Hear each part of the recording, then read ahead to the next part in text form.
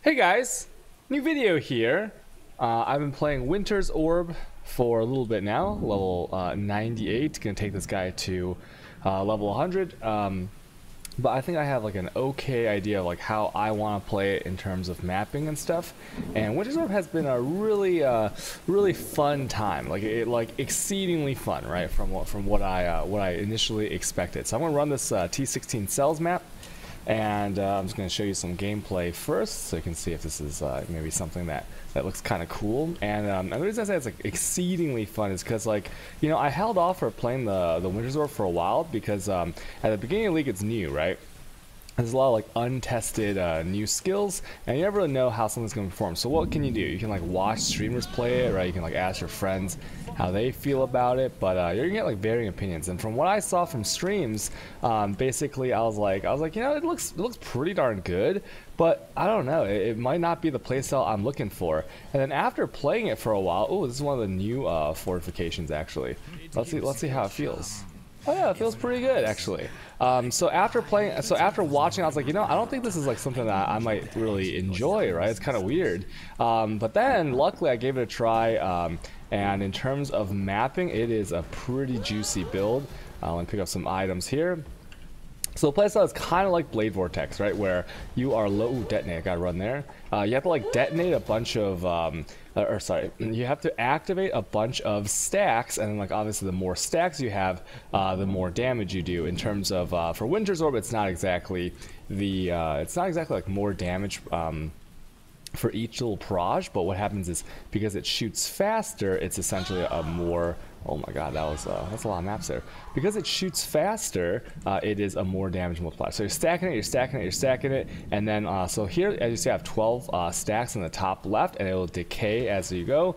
So what you kind of want to do is you want to make sure that you try to maintain like a decent amount of stacks. It doesn't have to be too high. I'd say like probably like, you know, 5 or 6 and above right here. Like, but then getting your stacks back up to 12 is actually pretty easy. So let me just finish. Oh, look at this. I got Spell Echo Shrine. That makes my Winter's Orb go up quite a bit faster. There's also like some kind of like, I don't know if there's like a bug interaction, but with like Soul Eater and stuff, it actually shoots like way faster. There's like different kinds. The thing that's like kind of cool about the skill is that there's so many different ways that you can build this. You can build it crit, you can build it non-crit, you can go Zerpies. You can go, ooh, what is this? We have a little, have one of these trades here. Hold on, I got 2 trades. Hold on. Let's see if he still needs those. Well, I didn't see those because I was making the video. But basically, there's so many different ways that you could build a skill. Like really, it's so versatile in like how you want to play. And this version, I'll actually focus on a mapping character, like, you know, a super fun mapping character. Let me do this trade real quick. Oh, it's a whale Stormcall Dagger. From my hideout, please. And so that was like the map. You know, Cells is still pretty dense map. I like it a lot. And so let's just go over everything. My Ascendancy is an Elementalist, and why did I take Elementalist? Well, wait, what the hell's going on here? Did he not want it, or wait, is he in my hideout, or hello? Okay, so why did I choose Elementalist? So Elementalist is really good because, you know, the Witch starting notes, if you're gonna level as Winter's Orb, I guess like Witch is in the location on the skill tree where it's like kind of conducive to spell builds. You know, if you want to go crit, you have access over here. You know, you have Ellie Overlord right here. You know, Templar area is very close by as well. Duration closers are kind of close by as well. So good starting point on the Atlas. We'll go ahead and trade this golden Chris here. And then also the Ascendancies early on in the lab are actually very impactful. So if you take a class like Scion, right? Scion, when you get your first 2 points, you're kind of like, okay, that kind of sucks. But with Elementalist, you know, I would usually take the Pendulum of Destruction. And going into that, you have like this big damage boost for 5 seconds, and you have a big AoE boost for 5 seconds, which affects everything. And then going obviously into the Cruel Lab, getting the penetration here is massive. You can kind of think of this as like almost a direct more multiplier. There's some different things where it becomes better or worse, but we won't talk about that here. So this is also very good, and it reduces the Reservation of Heralds. So if you're level, you know, at level 16, you get all of your. Wait, what was this guy saying? Sorry, I gotta sell something before. I'll write when I can pay. Oh, he doesn't have the money for the Tomb Fist. Okay, sure. So basically, very impactful early nodes that get the character feeling good right away. And of course, the first 4 Ascendancy points are huge damage modifiers, right? Not too much to talk about here. You know, the reduction in mana reservation for your Herald of Ice or Thunder were the 2 most common ones. Maybe Herald of Ash, you know, actually will let you squeeze in extra support gems onto your Heralds or maybe onto your other aura. So that's actually something to note. Now, the kind of more esoteric ones are going to be these. So, like, these at first glance, it's kind of like weird, right? Because if you take a Shaper of Desolation, right, everyone knows that, you know, if you're a crit build, right, this is not a crit build, by the way, but if you're a crit build, you're basically getting all the ailments, right, as long as you have the element, because basically, unless you have like a chance to do something, a chance to chill, shock, ignite, a crit will always apply that to a certain degree depending on the damage you did.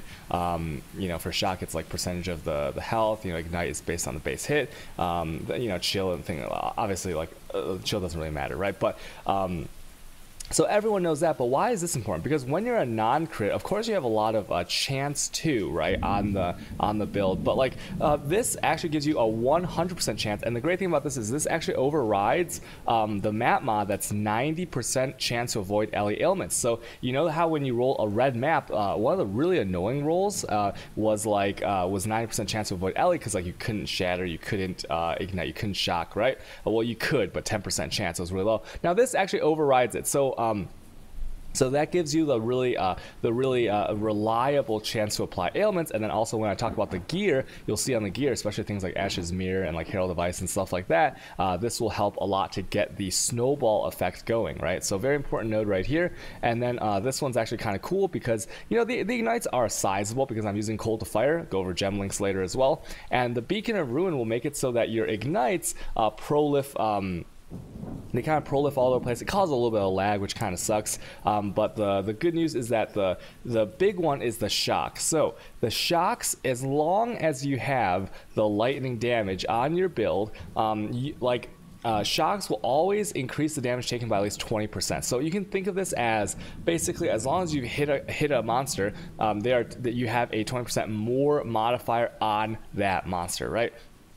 And obviously this will stack with things like, you know, if I'm using Aspect of Spider on this build and stuff like that, but we'll talk about that later. So this is a really good node, just very smooth for mapping and very reliable for single target damage right here. Now there are some things to note, like you could drop like these two for if you want just some reliable map leech, or you want some quality of life, or maybe you don't want to reroll your reflect. You could like drop these two if your damage is good enough, and you could go ahead and take this node and this node. Paragon Calamity makes it so that all LE damage, which is everything in this build, well, except for the Whale Blade Vortex, which is a half physical, but we'll talk about that also in the gem links. You're basically going to be leeching back 0.5% of life. You won't need to get the leech on the boots or anything like that. And also you can run any kind of LE reflect map, so it's a little quality of life, but this is the more stable, more damage oriented. Okay, so that's the Ascendancy choice right there. You could also do a Winter's Orb if you really want to go like full potato move speed. I guess you could do it with a Ranger and stuff like that, or like even Inquisitor too, but like I think Witch is a very safe and a good starter choice, right? I will try this on an Assassin. Assassin is also another choice if you want to go crit Winter's Orb. It feels really good and it gives you the big tooltips, and you can carry pretty much any kind. You can carry pure Chayubi rotations. You can go kill Uber Elder really easily. I mean, this can kill Uber Elder as well. But all around, I'd say to start it off, you probably are looking for the Witch to start it off. Okay, so that's the Witch. In terms of, let's see, I should probably go over the Winter's Orb interaction first, right? So I can explain like the duration nodes and some of the other stuff on the tree. So basically, the Winter's Orb base damage is pretty low, but this is per projectile. And so if you are shooting, let's see, could you hold the item for me for now? Yeah, sure.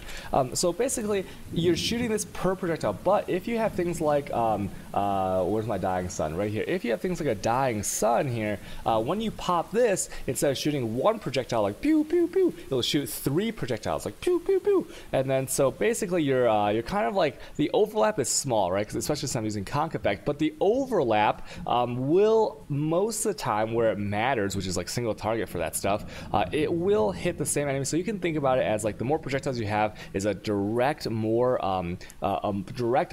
multiplier. Okay, okay, to your damages. So that's really nice. So Dying Sun's kind of like mandatory in this build, but and then also if you look at the Winter's Orb, right, it is basically the more you stack it, the faster it shoots and the longer it stays up. So let me stack it right here. For wait, hold on. Wait, what happened to my thing? Oh, I took it out. Okay.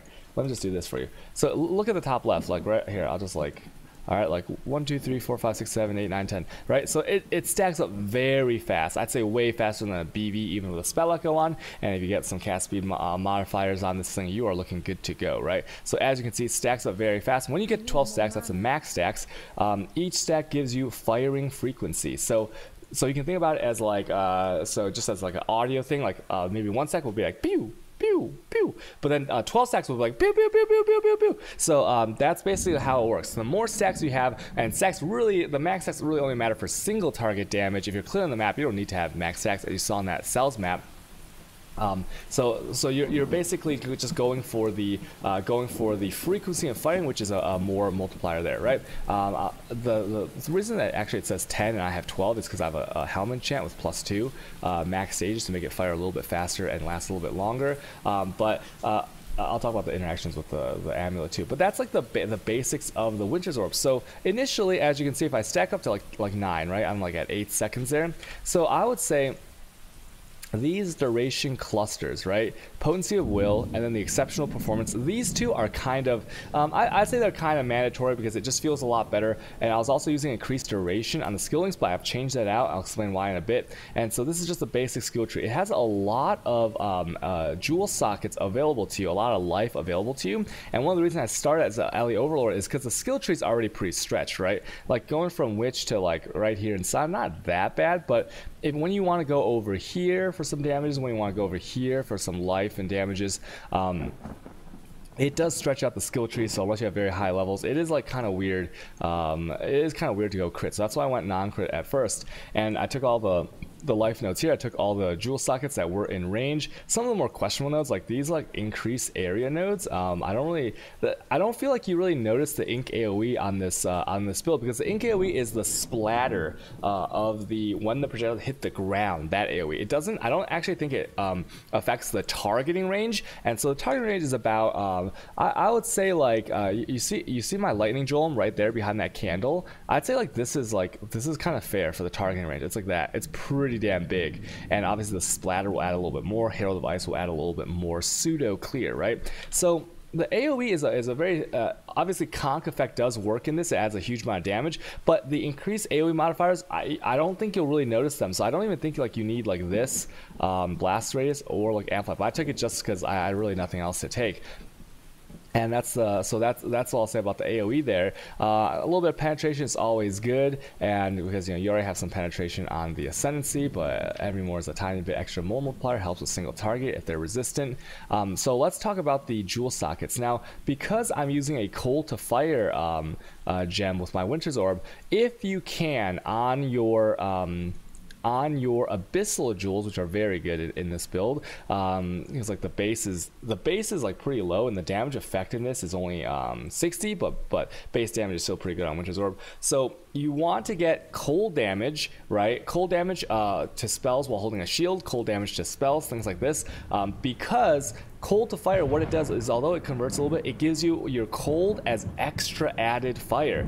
And so if you can, you want to make sure you get as much cold rolls as you can. On some of these I don't really have that because it's hard to find multiple damage rolls, but especially like this one's pretty bad. But you want to primarily focus on cold damage if you are using cold to fire gem.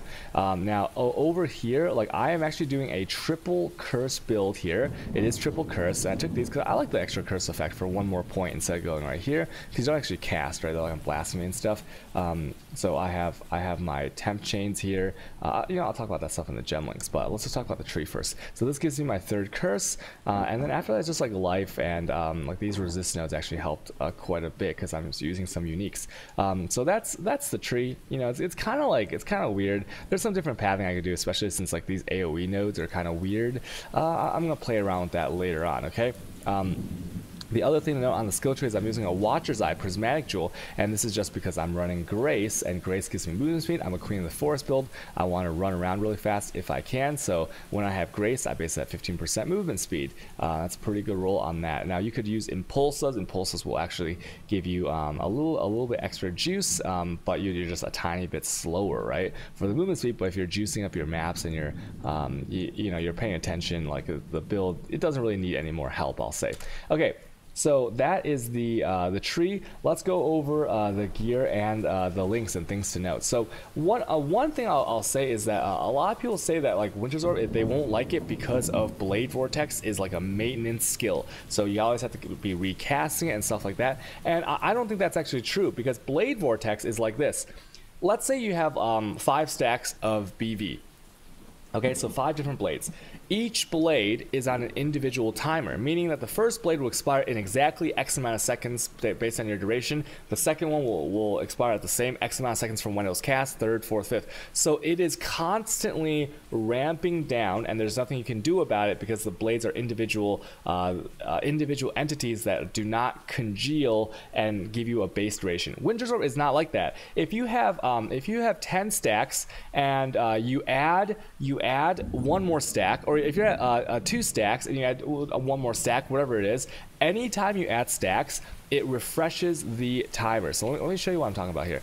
Okay, you see when I refresh, you see this when I refresh, the timer goes away because it's refreshing. So when I'm at 10, I refresh up to 12, it goes back to the maximum duration. So it is a lot easier than BB, and look how fast it casts up to the max stacks. Like, it casts extremely fast, and I don't really have that much cast. I don't really have any cast speed. A little bit, but that's more of like right here because I need the dex. But so it is much easier maintenance. So if you're worried about like how you don't like Blade Vortex, I wouldn't let that actually stop you from Winter's Orb, because each of these stacks is counted as a whole, and every refresh refreshes the maximum number of stacks, obviously multiplying the base duration for the number of stacks. Okay, so it's very nice that way. And another thing is that when you're running maps, like let's say you're running Harbinger on your map, let's say you're running Breach on your map, let's say you're running Abyss on your map, these three like good mods from Zaba this League, because no Beyond, these 3 things are all league mechanics that cause you to wait around on the map. What do I mean by that? Harbinger, you have to wait for the different waves to spawn. Abyss, you have to wait for, well, obviously the node moves around, but once it bursts, the monsters come out for a few seconds. You're sitting there for a few seconds anyways. Breach, obviously you're sitting in the middle of the breach the entire time, so it doesn't actually matter if you have to like spam your button a little bit to get the stacks up, right? And so there's so many like things like this, like strongholds, the betrayal mechanic. There's so many things in each map where you have ample time to hit your Winter's Orb to refresh the stack. So it is I'd say overall smooth to play, and it doesn't really hinder your progression or like your enjoyment of the build. Okay, so with that said, let's just talk about what should we talk about first. Okay, so this is a Elemental Overlord, and it is also a what is it called? What is this? Wait, why does he want this one? Okay. Oh, he wants the price fix for my Frostverno and his, because he thinks the price is gonna go up. So basically, this is an Elemental Overlord build, non-crit, and it's also a Tri-Curse and Aspect of the Spider. Now, where am I getting Tri-Curse? The first curse I have is a Temporal Chains from my Solstice Virgil. How this works is basically you can link Temporal Chains to Blasphemy to any supports you want, and it will be free. So that is number 1. You get a base curse from just having the character, right? Because like this amulet gives me +1, but my base curse I was using without this amulet, if I were to do that, is these gloves that give me an Ellie weakness on hit. An Ellie weakness on hit. So after that first hit, you can think of it as like anything but the boss mob, which is 80% resistance to the curses. They have a massive more multiplier attached to them, right? So very good glove corruption there. And then where am I getting my third curse? Well, I have this ring right here. I have a ring with Warlord's Mark, and this gives me a little bit extra life leech and a little bit extra mana leech, right? Really good there. I'm thinking about switching this out for a Poacher's Mark to try it out as well, but right now Warlord's Mark is very safe, very consistent. So those are my 3 curses, okay? And then as for the aspect of the spoder, that is also crafted onto, I actually crafted onto this ring. If you guys don't know how to do this, you are basically looking at going into the menagerie once you have a Venomous is the beast. And as of this recording, they just changed the patch. The patch notes just changed the way you can acquire these. You can buy these through Bestial Orbs on PoE Trade now, as of right now, well, January 10th. And so the aspect of the spoder is a suffix, so as long as you have a suffix on your ring, you can buy the Venomous portal, like capture that monster, right? And then you can go into the menagerie and craft it onto your ring by putting this into the altar and selecting that. So what does aspect of the spoder do? Well, aspect of the spoder is like super strong, right? Because what it does is it is a stacking web up to 3 without any kind of unique investment. And what it does is when you're in range, and the range is pretty big, you'll see the monsters be covered in like a white substance, right? It's like a spider web that stacks. It stacks like kind of like the frequency is like this. It's like 1, 2, 3, right? It's every 1 second. So it's like 1, 2, 3, boom, and that's when the 15%. So that's like a very short amount of time on single target for you to get 15% increased damage. Well, no, so I'm sorry, not 15% increased damage. They take 15% increased damage, which is a more multiplier, which is huge. And they are and they're hindered, right? So they're a little bit slowed, which I think of it as like an extra like jank temporal chain. So overall, for 25% mana reservation, this is an insanely OP aura. Isn't maybe not as aura? You know what I'm talking about? Insanely OP aspect. Okay, so I'll definitely try to use this in most builds if you can. It is just like so OP, and plus it looks cool. Look, there's a white ectoplasm swirling around my character. That's the aspect of the spoder, and obviously when you see it on the monsters, you kind of like, you feel pretty good. So that's why I'm using aspect of the spoder. Okay, so that's like kind of the aura slash, like, you know, like Herald setup there. Herald of Ice, no brainer here. I'm an Elementalist. I want to the Herald of Ice because I'm Elemental Overlord. The 40% applies to all elemental damage, right? So it actually goes to the Herald of Ice too. And that's pretty awesome, because like things like spell damage don't, because spell damage, the Herald of Ice, although tagged as a spell nowadays after a recent patch, it is not actually a spell. So that is a little bit helping of your clear right there. And obviously Grace is for movement speed. You want to get to 45,000 evasion for your Queen of the Forest. So now that we've gotten, like, I know it's a lot of moving parts in this build, right, coming together. So let's talk about more of the gear. So I already talked about Queen of the Forest. This is only for move speed. I mean, it does have a life and triple resist roll, which is a very good baseline item, right? But I felt I prioritize when I'm mapping movement speed over anything else, because movement speed feels the best in terms of traveling. And with that, I was using a Devotos. Devotos Devotion gives you 20% movement speed, but I have changed that for the goal, because I believe that the goal interaction with the Solstice Virgil is extremely OP, to the point of being nearly broken. I might make another video on like is it worth the goal, because it is so OP, this league without the Beyond and stuff. And it makes the map so much more fun. With this, I'm using a Winter's Orb. Has 2 maximum stages helmet. This could be, once again, it can be on a Devotos, it can be on a Gold, it can be on a rare helmet, crafted with Pristine and Frigid, which will give you a negative, hopefully a big life roll, 100 plus, a 3% increased max life roll, and a minus 9% to nearby cold res of monsters, right? And so you can use anything like that, rare or unique. It won't really matter, but I suggest the goal. So what does 2 maximum stages do? Once again, it adds the base duration, right? I think it's like 0.4 per stage, and then with Solstice Virgils slowing that down, it extends that a little bit as well. And so it basically gives you more damage because it's fire faster, and it lasts longer, so you can run around more. So the reason that I always use this now on my mapping builds, I should probably just make a new video about this, but like the goal, the shrines increase duration with the Solstice Virgil giving you the Shaper's Presence, which extends any buff on you. So flasks now last longer,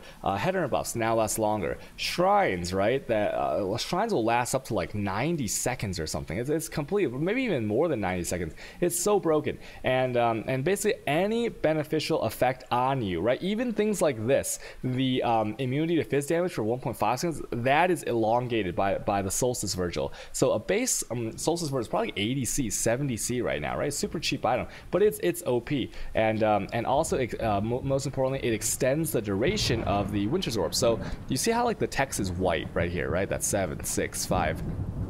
When you kill a rare or unique, the text will become blue. That's how you know you have the Shaper's Presence. There'll also be a buff separately, like right here or somewhere around here, that'll show up. But if your text is blue, that means that you are under the influence of like the Shaper's Presence, right? And you always have that up. So it's like super OP amulet. Other than these 3 items, I guess the swap here, you can go Pandemonious. You can go rare amulet with quantity if you want to do some magic find. You could do what else could you do? If you're crit, you could try, Choir of the Storms, maybe. You could try a lot of stuff on this. The amulet is not locked in, but I just find this to be the most OP, most fun combo between these 2 items this league, okay? So that's these 3 items. The shield is an Eshe's Mirror. Eshe's Mirror is a huge bursty, a huge amount of burst damage. So how it works is that each shocked enemy you've killed recently, it will basically give you 1 to 10 damage. In terms of Winter's Orb, since Winter's Orb has 60% effectiveness, you're getting like 0.6 to 6 lightning damage. But you can imagine recently is the last 4 seconds, which means you can kill like at least 50 monsters, right? So 30 to 300 damage, which is added to the Winter's Orb, right? And that's pretty crazy, and so that's really nice. It also has a max life and a big resist roll, so that's, hey, perfectly simplified too. And the ES is not too shabby either, right? As for the weapons, so this is kind of cool. If you're not using impulses, I recommend one of these maces.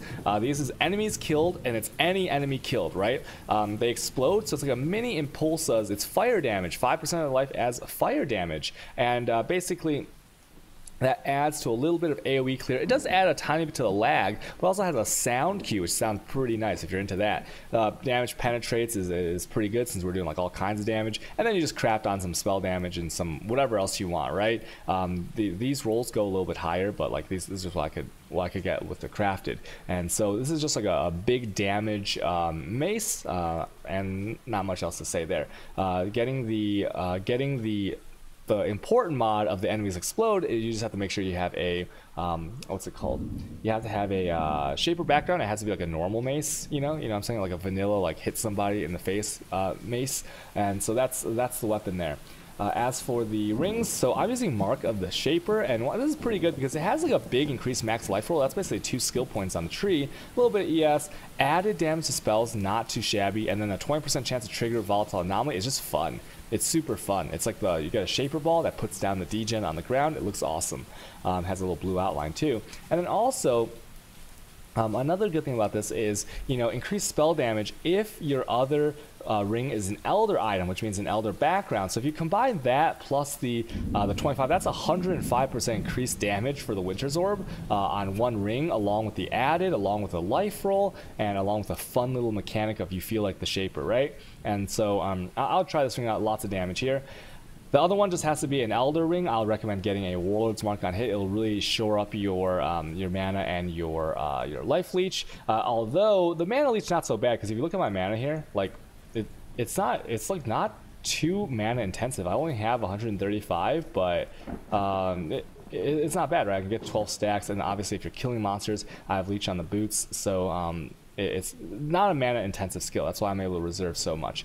So other than the World's Mark, you're going to try to get a life, and then like I said, try to get aspect of the Spoder if you can. It's OP. And then other than that, get life, show up your resist, right? As for the belt, I'm using a Headhunter. Obviously mapping Headhunter is like, it's okay, we don't beyond anymore, but if you don't have this, use a Bisco's leash. Gives you quantity and gives you rampage, and you can even drop rampage on the gloves if you want. You can use you can use anything you want, right? Even like a Stygian might work out for you as well. As for the boots, you're gonna look for the big. I just took these off my Stormcaller, right? So I've had these since the beginning of the league. You're gonna get the fastest move speed you can, at least 30%. Try to get increased max life roll, shore up your resist. That's about it. And then try to get a leech as life and mana if you've killed recently. The reason for that is because sometimes in cannot regen maps, you're gonna want to get that leech back once you kill the first enemy, right? So it'll help you in cannot leech maps, but the Warlord's Mark will probably take over for that if you have this ring, right? So this ring trumps this one, but if you don't have this, then you want some kind of leech on the boot. So it's always a reliable choice to have, right? The leech on boot enchant, and pretty easy to get even if you're self-farming in Cruel Lab. As for the gloves, okay, so this is actually pretty cool.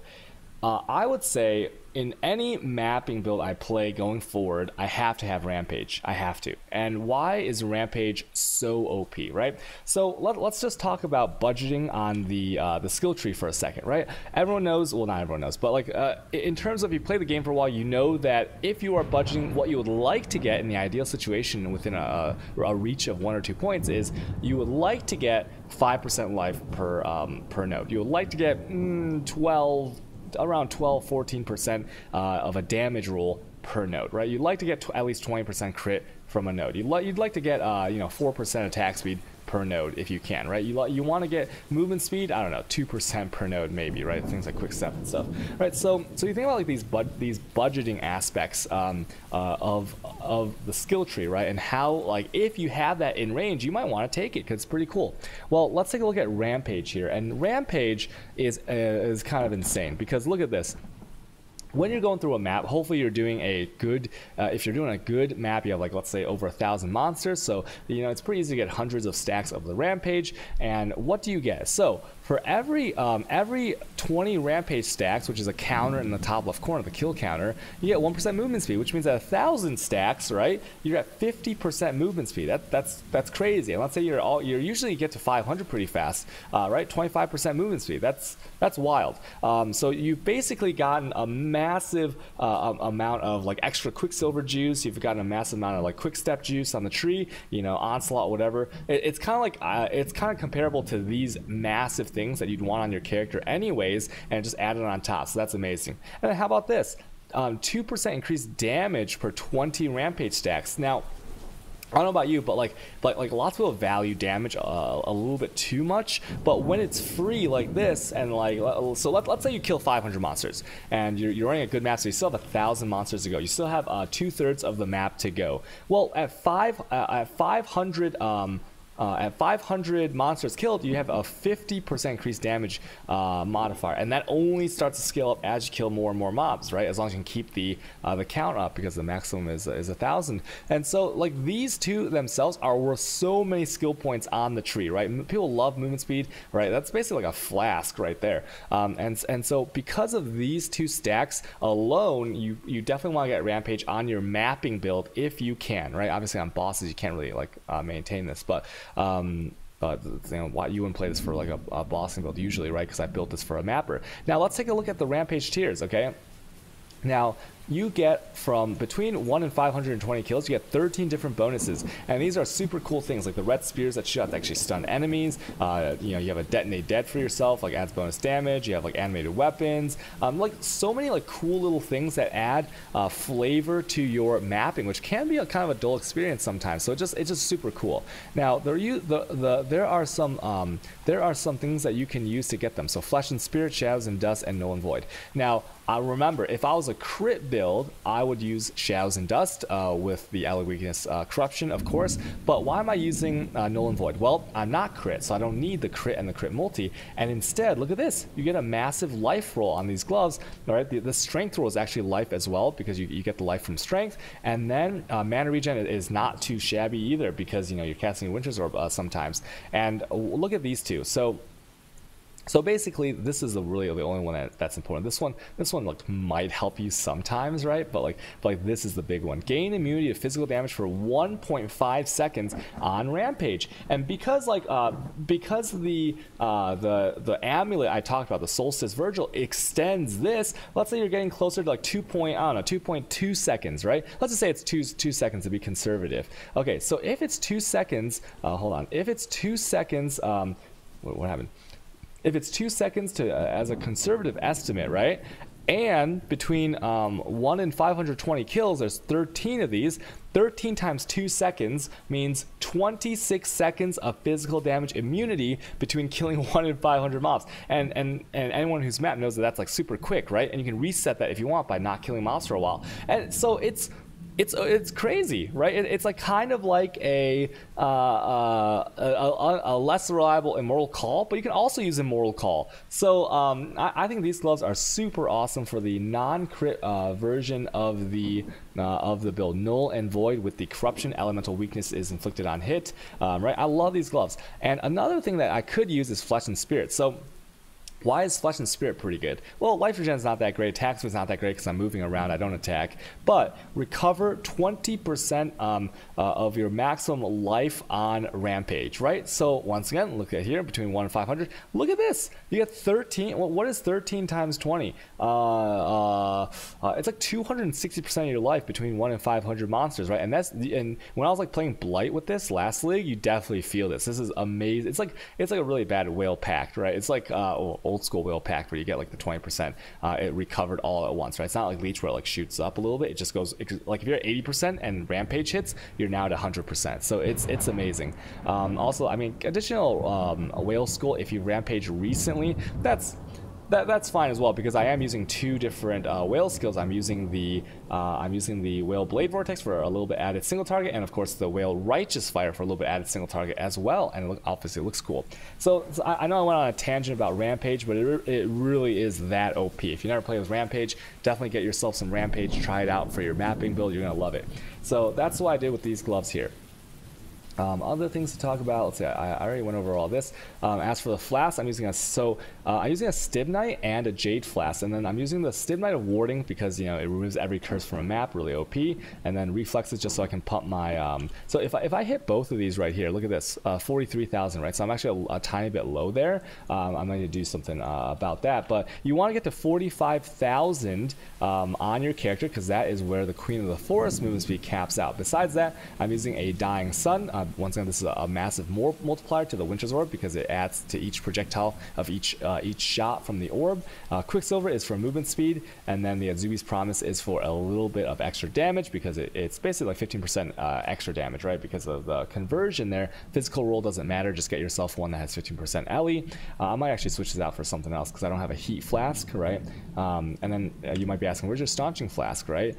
Staunching is covered by a jewel that has Corrupted Blood cannot be inflicted on you because the Corrupted Blood will kill you, whereas normal bleeds will not actually kill you, especially not with Leech. Okay.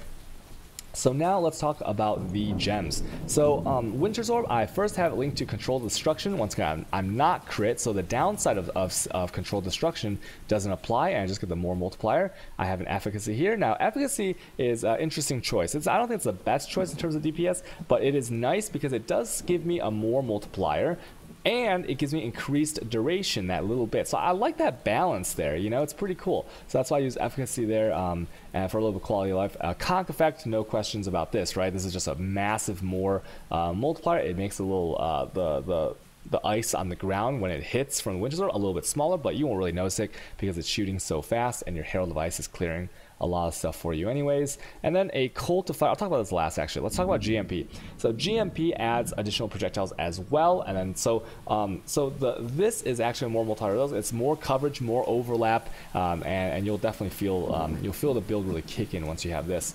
And then Colt of Fire is the last slot, and this is a little bit of a stylistic choice. So before, up until level 98, I was using increased duration, and that actually makes it so that you can just like stack to 12 and then just run around the entire map. You don't really even have to cast your Winter's Orb that much, right? But I took it out because I figured, because I'm running Domination, because I'm running Harbinger, because I'm sometimes running Abyss and Breach, I'm actually sticking around for these league mechanics enough where I can just like sit there and I can cast my Winter's Orb without any detriment to my playstyle. And so if I'm doing that, why do I need increased duration if it stacks so fast and I'm staying around for these betrayal encounters, all these league mechanics anyways? So I took out increased duration last night, and I put in Cold of Fire, which is essentially a big more multiplier because all that cold damage gets multiplied. Well, it gets converted, but before that you gain the extra as extra fire, right? So this added a significant amount of damage. You can think of it as kind of like 30% more damage, and I like it a lot. I don't really notice the lack of duration on the Winter's Orb. So you definitely try this out, but also definitely try out increased duration if you'd like. Okay. In the gloves, I have my Herald of Ice. Now I have my Herald of Ice linked to an Enlighten, so I can actually have the mana, and I have it linked to Innervate. Now, why do I have Innervate on here? Innervate, because of the way Elementalist works with like the shocking and stuff like that. The Innervate has a global buff, so it has a lightning to the Herald device, which is good, right? But it also gives you a global buff to your Winter's Orb because its innervation grants 8 to 131 lightning damage, right? So that's a little bit extra damage and not that much mana cost. I have 135 here. I take it out, I have 189, right? And once again, because this is not a mana intensive skill, you can definitely like link your Herald device, right? Another thing you link to, if you really want to go full potato, you can go Ink AoE, right? So I'm leveling an Enlighten here, almost leveled, but Innervate and Ink AoE are probably the best supports for Herald device, and people underestimate how good Herald device is. Like, people know how good it is in terms of like it gives you a little bit of AoE and it shatters and stuff like that, but really it's about when you juice up your Herald device, right? Like not even the non-auto bomber versions, Herald device is a lovely skill. So definitely try out Innervate here. I think this is Pog. In here, I have Phase Run. So the way Phase Run works is the Phase Run is just think of it as like a super buffed Quicksilver Flask, right? That lasts a decent amount of time if you link it to the increased duration. And I also have an Enhance here. Enhance basically makes the movement speed faster, the bonus. So I'll just show you here. So this is me with my Phase Run up. As you can see, it lasts a little bit. With Solstice Virgil, it lasts a little bit longer. Okay, here, let me just hit this, and I hit my Quicksilver, and I hit my Jade. Look at this. Right, it's pretty good. Hit my Stibnite too. Oh, I'm running into like June, but so with the Solstice Virgil, this will last like 10 plus seconds, right? So Phase Run is you stack up your Winter's Orb to 10 or 12, whatever your max stacks are. You hit your Phase Run and then you run, right? A big thing to note, and I'm still getting used to this. I'm still practicing. Is you do not hit your Phase Run if you are going to hit anything else after. So what are my active skills, right? I have a Jolem, but I don't really cast it that much. The main ones are Whale Righteous Fire, Whale BV, and then of course Winter's Orb. So what you should do is you stack up your Winter's Orb and then you hit Phase Run right after, right? Or if you know that you have single target coming up and you hit your Whale RF and your Whale Blade Vortex, don't hit your Phase Run until after, because anytime you use an active skill gem, right? Flasks actually won't have it. So like if I hit my Flasks, as you can see, Flasks do not affect Phase Run's buff, right? But if you hit any active skill, it'll cancel Phase Run, right? So let me just show you. I hit Phase Run, I Winter's Orb, and it's gone, right? That secondary duration is just gone.